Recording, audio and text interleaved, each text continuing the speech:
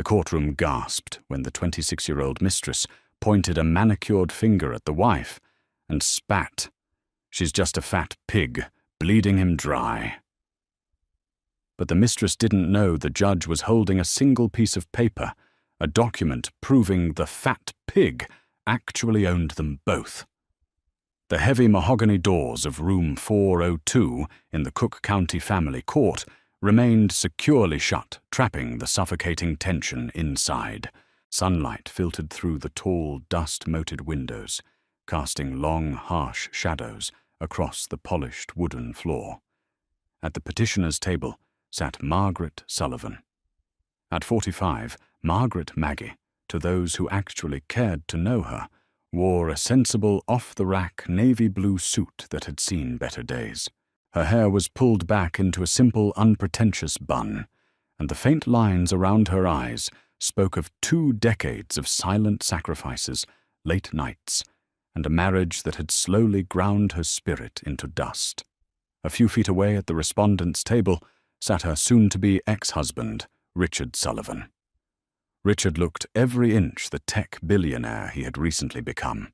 Draped in a bespoke charcoal Armani suit that hugged his perfectly maintained frame, he casually adjusted his platinum Rolex, a smirk playing on his lips. He exuded the kind of bulletproof arrogance that only came from immense wealth and a profound lack of a moral compass. But the real source of the courtroom's toxic atmosphere wasn't Richard. It was the woman sitting in the first row of the gallery directly behind him, Tiffany Richards. At 26, Tiffany was a former public relations assistant for Richard's company, Apex Data Solutions. Now she was his fiancée-in-waiting. She sat with her legs crossed, a pair of red-bottomed Christian Louboutins dangling off her foot, draped in a cream-colored Chanel dress that brazenly defied courtroom decorum.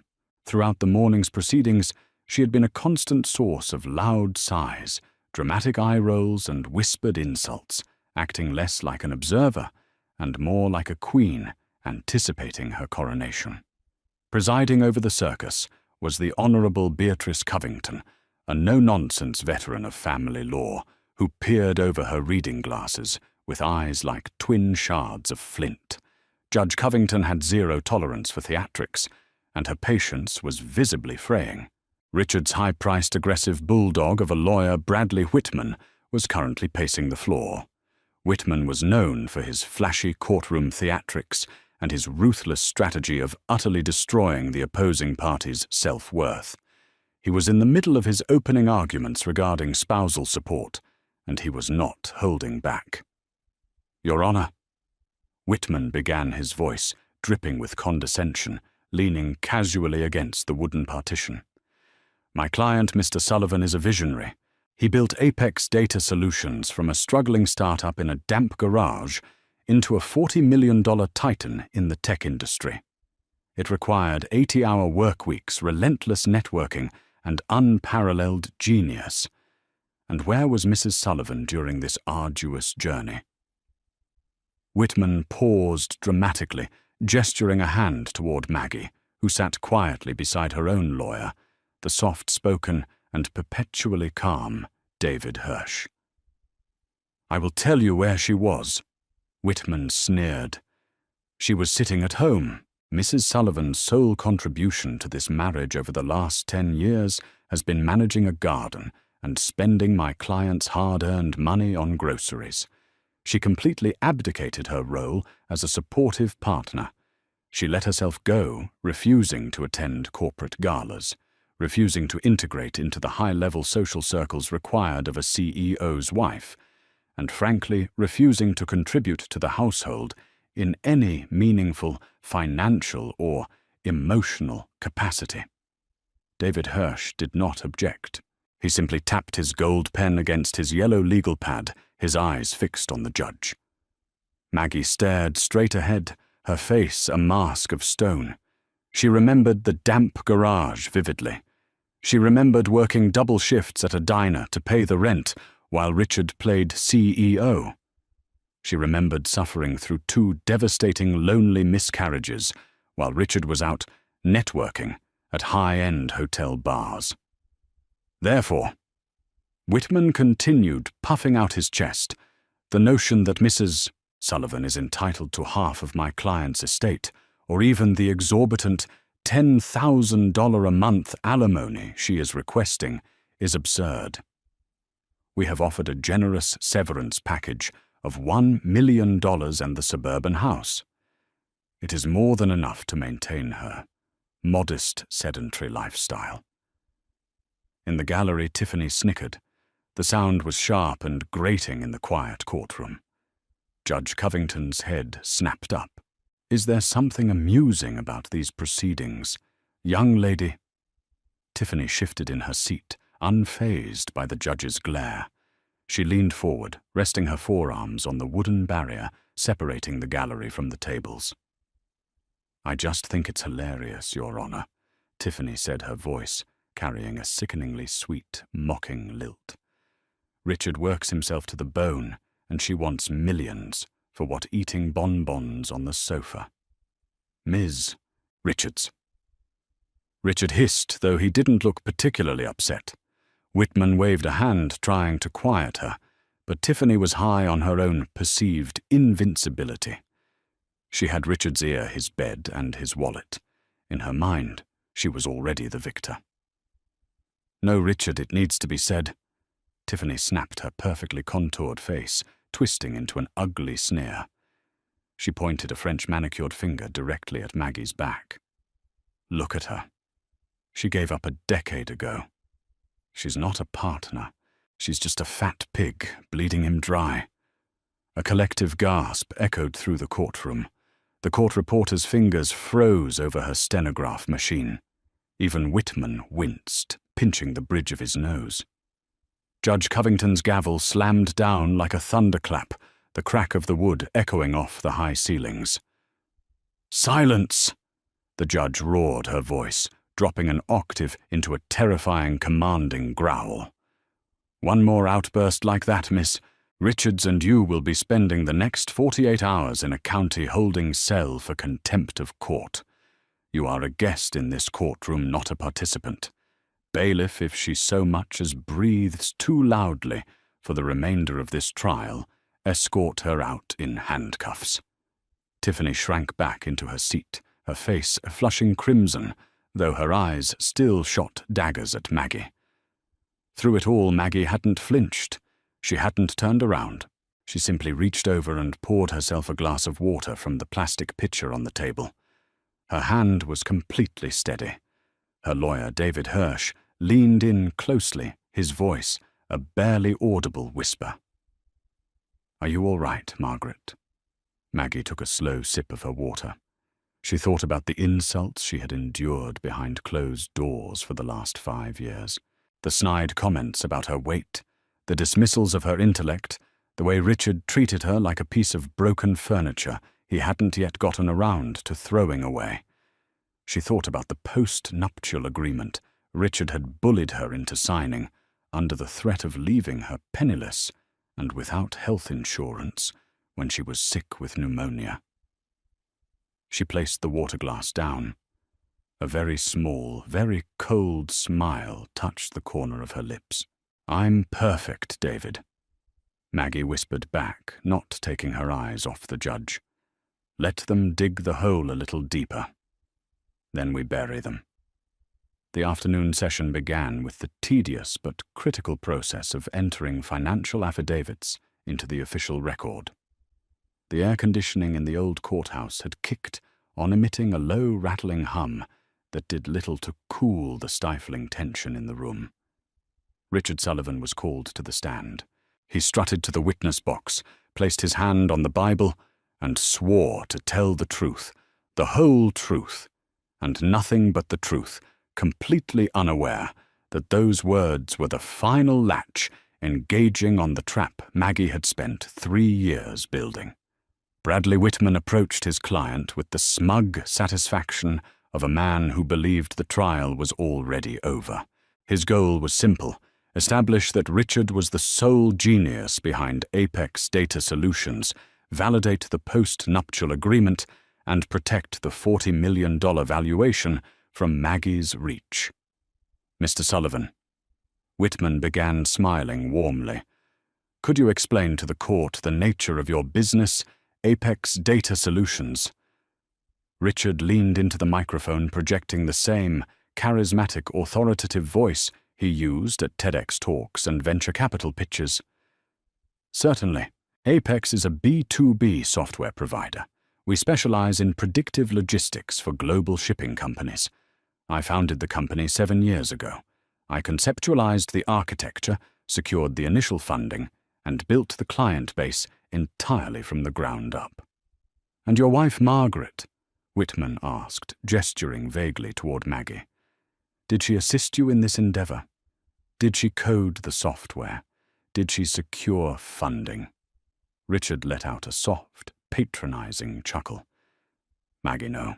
Look, I don't want to disparage my wife, liar Maggie thought.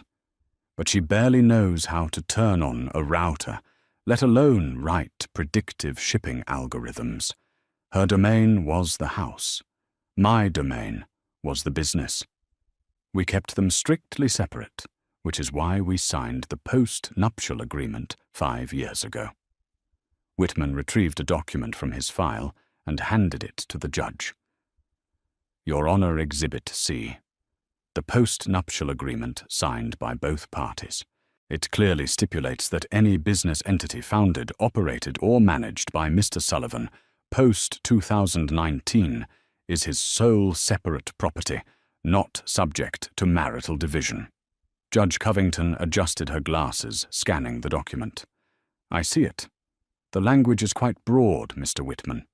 It essentially waives Mrs. Sullivan's right to any intellectual property or corporate assets bearing your client's name. Exactly, Your Honor, Whitman said triumphantly. Mr. Sullivan's $40 million enterprise is completely walled off. Mrs. Sullivan's claim to half of it is legally baseless. Thank you, Mr. Sullivan, Whitman concluded, turning to David Hirsch with a smirk. Your witness? David Hirsch stood up slowly. He didn't pace. He didn't raise his voice. He walked to the wooden podium in the center of the room, adjusted his microphone, and looked at Richard with the mild curiosity of a scientist observing a bug under glass. Mr. Sullivan Hirsch began, his voice smooth and conversational. Congratulations on your immense success. $40 million is quite a valuation. Thank you, Richard said, his guard completely down. He enjoyed being praised. You stated earlier that you conceptualized the architecture for Apex Data Solutions, the software that makes your predictive logistics work so perfectly. What is the name of that core software? Richard puffed out his chest. We call it the Genesis Protocol. It's an adaptive machine learning algorithm. It's the beating heart of our entire operation. The beating heart, Hirsch repeated, writing the phrase down on his legal pad. Fascinating. So without the Genesis Protocol, Apex Data Solutions wouldn't be worth $40 million, would it? It would just be a hollow shell of empty servers. Richard frowned slightly, sensing a trap, but unable to see it. Well, yes, the Genesis Protocol is our primary asset. It's what our clients pay for. I see, Hirsch said. He reached into his briefcase and pulled out a single thin manila folder. Mr. Sullivan, as the CEO of Apex, you are intimately familiar with your company's balance sheets and operational expenses, correct? Of course. Then you can confirm that Apex Data Solutions does not actually own the Genesis Protocol. The courtroom fell dead silent. Even the rattling air conditioner seemed to pause. Richard shifted uncomfortably in his seat. He shot a quick, nervous glance at Whitman, who suddenly looked very alert. Well, Richard stammered, clearing his throat. It's a matter of corporate structuring. Standard business practice. Apex Data Solutions operates the software, but the actual intellectual property, the patent and the underlying copyright, is held by an external holding company. We license it exclusively from them. Ah, Hirsch nodded, as if this were a minor detail. You license the beating heart of your $40 million company, and you pay a licensing fee for this. Yes, Richard said, regaining some of his composure. $3 million annually. It's a strategic move to protect the IP from corporate liability. A very smart move, Hirsch agreed. And what is the name of this external holding company that owns the Genesis Protocol? Richard swallowed hard. Orion Capital Holdings. Orion Capital Holdings, Hirsch echoed. A blind trust registered in Delaware, correct? Yes. A trust that you set up yourself. Mr. Sullivan, objection. Whitman barked, jumping to his feet. Relevance, Your Honor. Mr. Sullivan's corporate tax strategies are not on trial here. I assure you, Your Honor, it is highly relevant to the division of marital assets, Hirsch replied calmly. Overruled.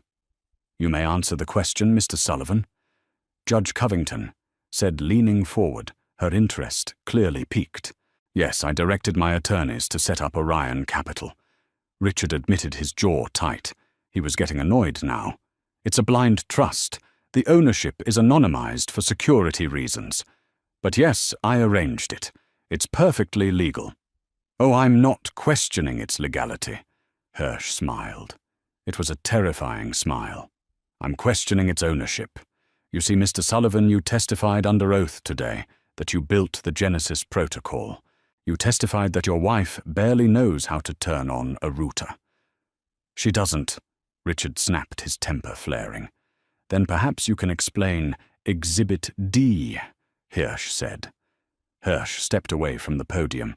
He handed a stack of stapled papers to the bailiff, who delivered one copy to the judge, one to the witness stand, and one to a very panicked-looking Bradley Whitman. What is this? Richard demanded, staring at the complex legal document in front of him. That Mr.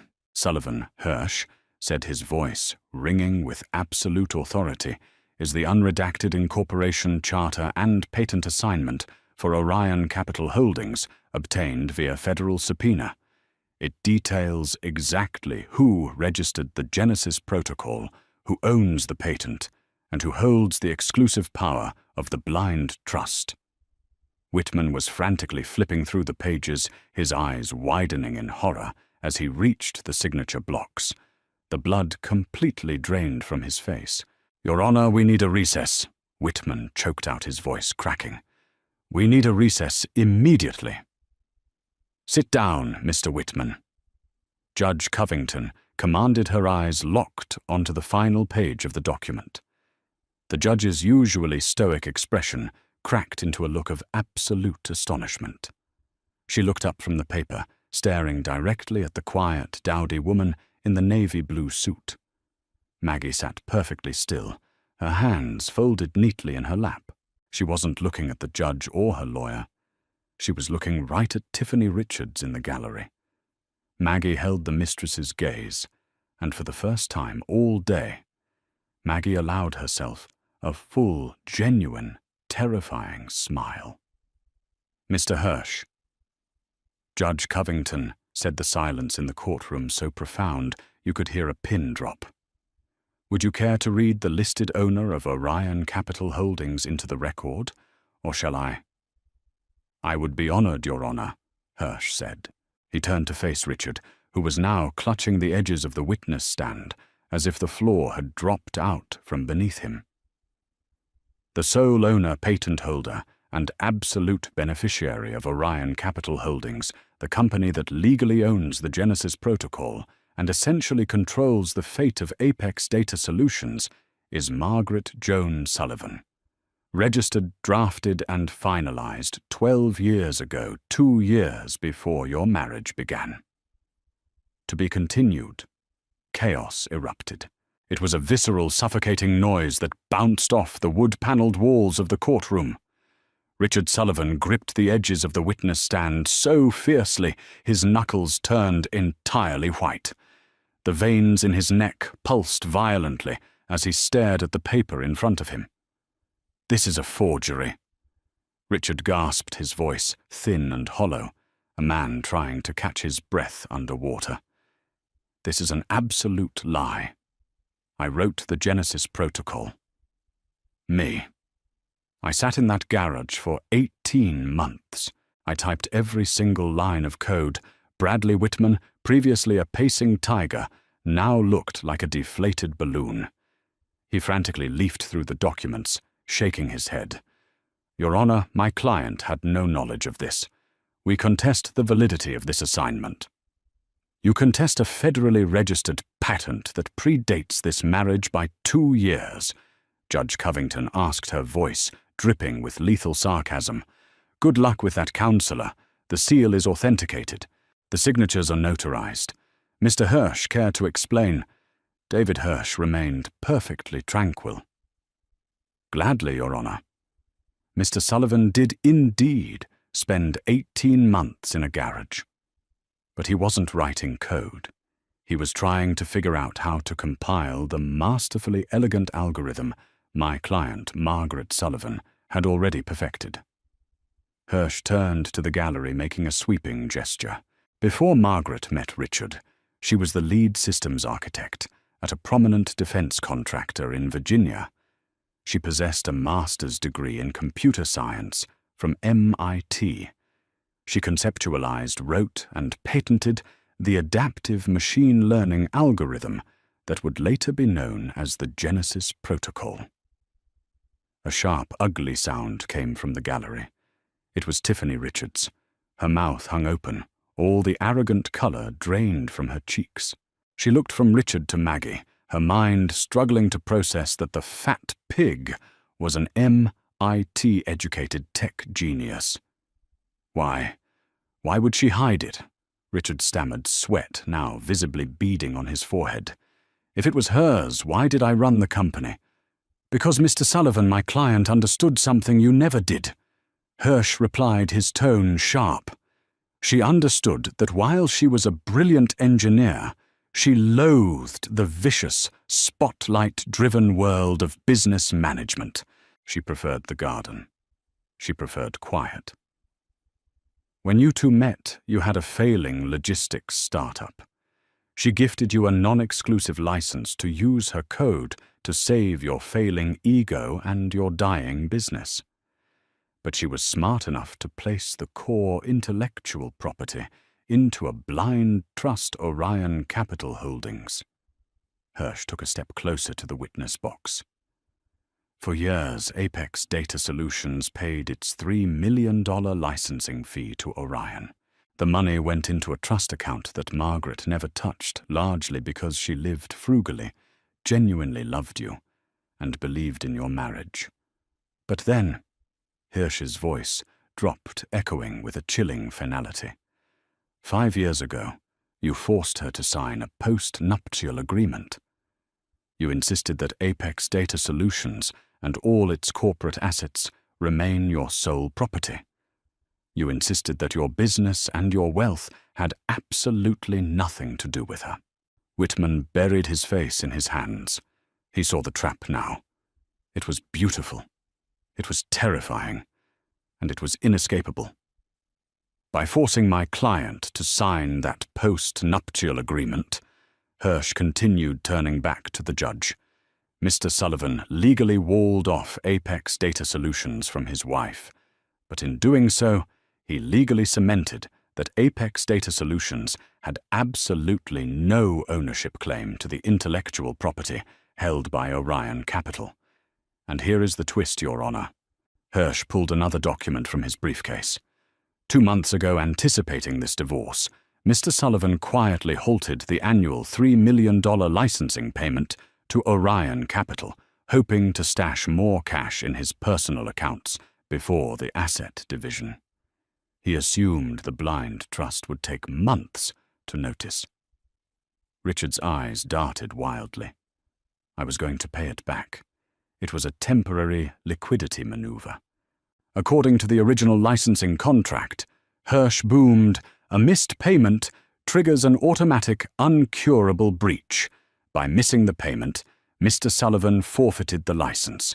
Apex Data Solutions no longer has the legal right to operate the Genesis protocol. Your Honor, without my client's software, Apex Data Solutions is nothing but rented servers and overpriced office furniture. The silence that followed was absolute. The $40 million tech titan was bleeding out on the courtroom floor, slain by a piece of paper and his own staggering hubris. Richard looked at Maggie. For the first time in 10 years, he actually saw her. Not as a housemaid, not as an inconvenience. He saw the brilliant, calculating woman he had fundamentally underestimated.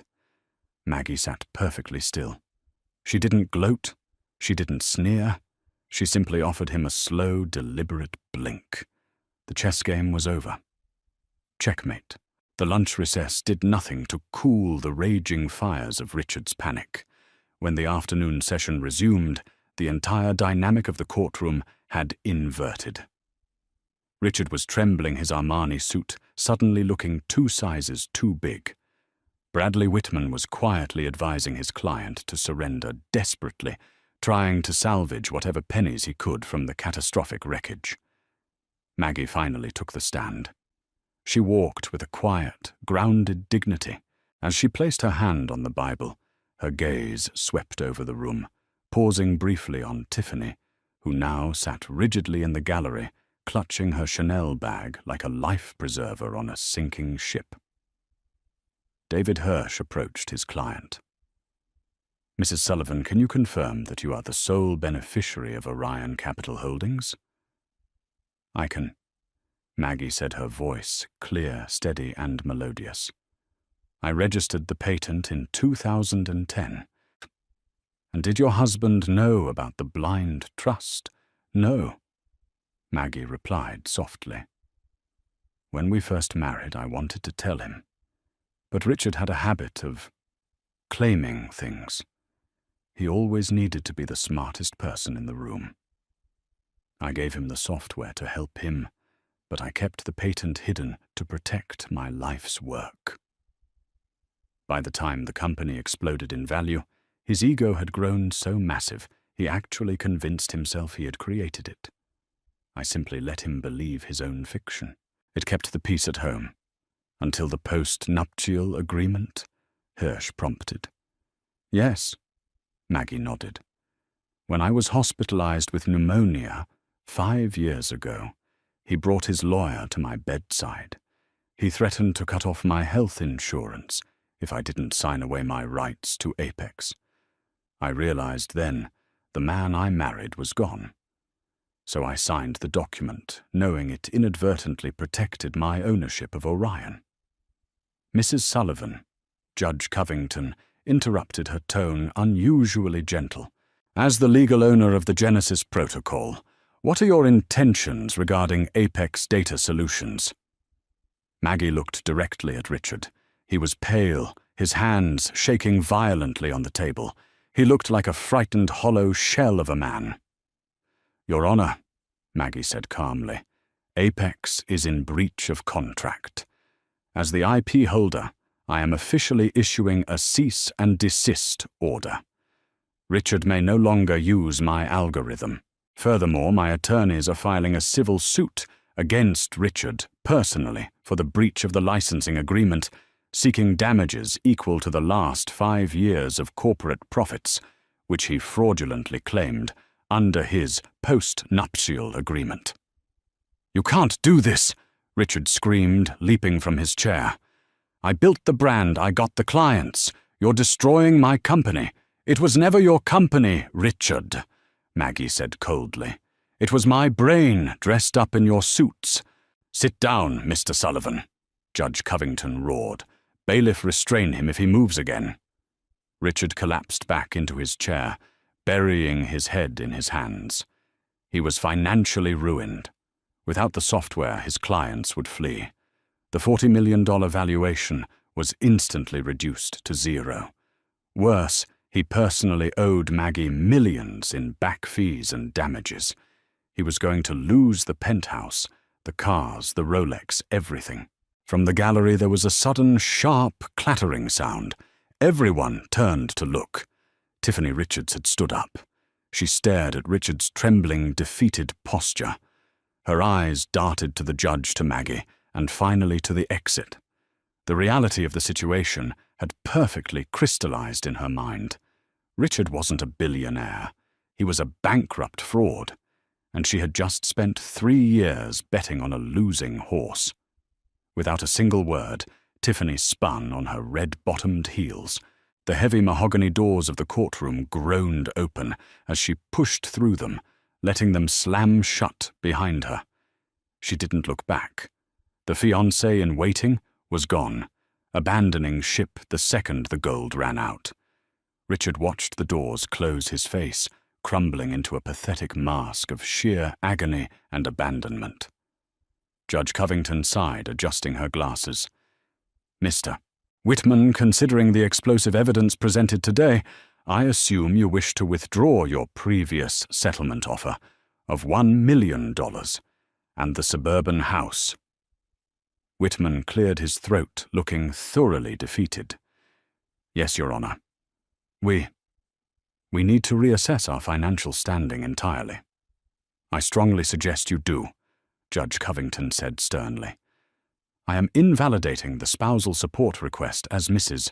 Sullivan clearly possesses independent wealth far exceeding your client's current solvent assets. I am also granting an immediate injunction ordering Apex Data Solutions to cease all operations utilizing the Genesis protocol by midnight tonight. This court is adjourned." The gavel cracked down one final time. It sounded like a guillotine. Maggie stepped down from the witness box. She didn't bother looking at Richard as she walked past him. She gathered her sensible purse, buttoned her off-the-rack navy blue suit, and smiled at David Hirsch. As she walked down the sunlit corridors of the courthouse, Margaret Sullivan felt a profound, beautiful lightness in her chest. She was no longer a shadow. She was no longer a silent sacrifice. She was the architect of her own destiny, and as she stepped out into the crisp afternoon air, she knew her garden was going to look exceptionally beautiful this year. She breathed in deeply, savoring the absolute victory. Everything she had endured had finally been worth it, paid back in the sweetest justice imaginable. If you loved this story about sweet karma and brilliant revenge, hit that like button right now. Don't forget to share this video with anyone who loves seeing arrogant people finally get what they deserve. Make sure to subscribe to our channel and click the notification bell so you never miss out on more incredible jaw-dropping courtroom dramas and real-life twist stories. Let us know what you thought of Maggie's brilliant revenge in the comments down below.